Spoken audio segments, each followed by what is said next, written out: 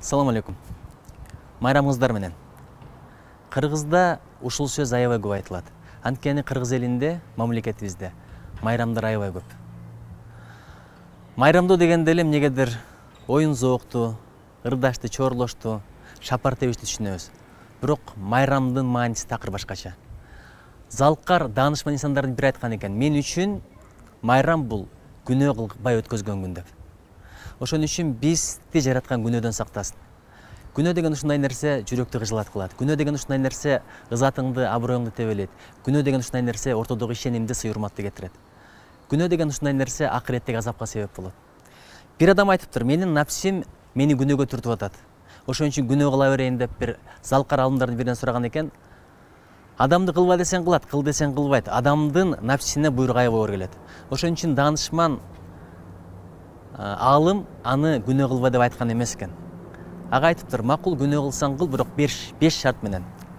Биринчиси, жараткан көрбөй турган жерге барып күнөө кыл" деген экен. Жараткан көрбөй тургандай жер болчу беле десе, жараткандын көзүнчө күнөө кылгандан уялбайсыңбы деген экен. Экинчиси, Кудай жараткан жерден башка жакка барып күнөө кыл деген экен. Кудай жараткан жерден башкада жер барбы, ошондой да болчу беле десе, ушуну билип туруп кантип күнөө кылгандан уялбайсың деген экен. Үчүнчүсү, жараткан берген ырыскыны жебе деген экен. Жараткан ырыскы бербесе, башка кайсыл ырыскыны татам, жейм, ичем, мындай мүмкүн эмес дегенде, ошол жараткан өзү берген ырыскыны жеп туруп, ал тыйган күнөөлөрдөн сактанган колундан келбейби, күнөө кылыштан уялбайсыңбы деген экен.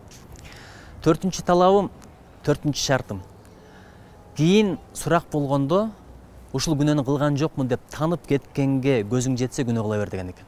Ал да мүмкүн эмес, анткени жараткандын алдында эч ким тана албайт.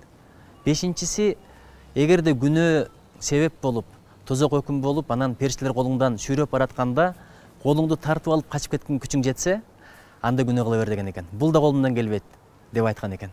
Ошондон баштап ал жигит ушунчалык таасирленип, өзүнүн напсисин башкарып, күнөө менен күрөшкөнгө, күнөөгө барбаштыкка өзүн тарбиялаган экен. Айтайын дегеним, азыр өзүбүз билип билбей канча күнөө кылып атабыз. Жараткан өзү кечирсин.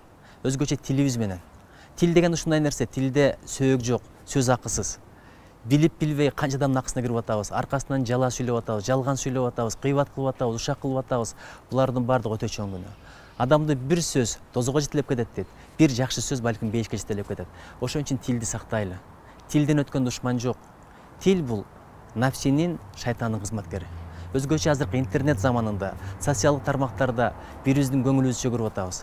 Бирибиздин аркабыздан сүйлөп атабыз, бирибиздин акыбызга кирип атабыз, бирибиздин ден соолугубузга өтө терс таасирлер тийгизип атабыз.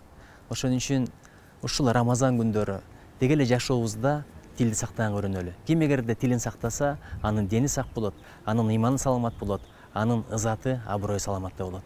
Жараткан бизге жар болсун, элибизде ыйман менен ар болсун.